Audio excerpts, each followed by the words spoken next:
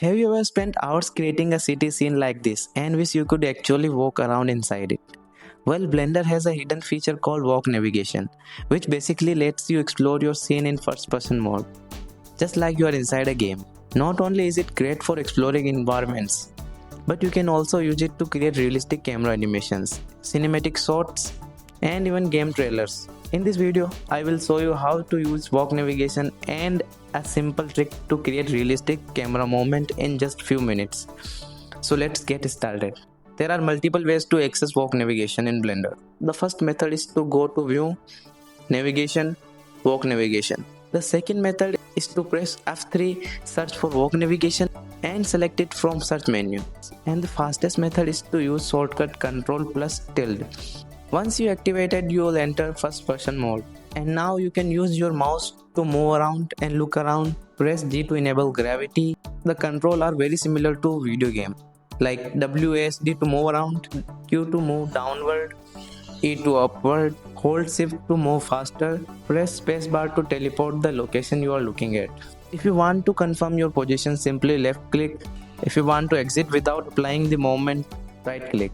Now you can freely explore your city scene and look for interesting camera angles. Take some time to move around and find a composition that looks cinematic. Once you found a nice view, let's turn it into an animation. Press Shift A, add a camera, adjust the aspect ratio and focal length to match the style you are going for. For cinematic shots, a wider aspect ratio usually works well. So I'm gonna use a wider aspect ratio. Now let's animate the camera.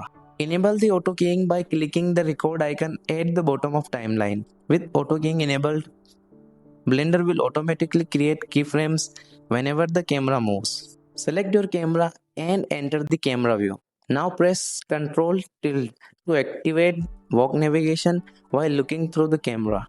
Start playing the timeline and move the camera using the same controls.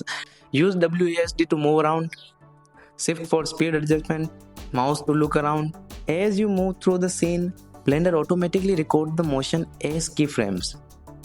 This creates a natural handheld camera movement that's often much harder to achieve by manually placing keyframes.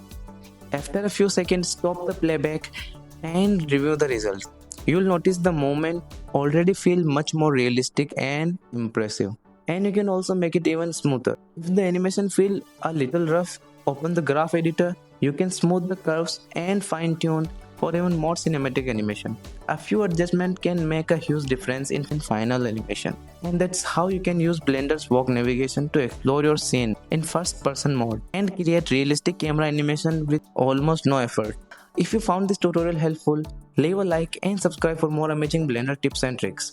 And let me know in the comments what Blender tutorial you would like to see next. Thanks for watching and I'll see you in the next one.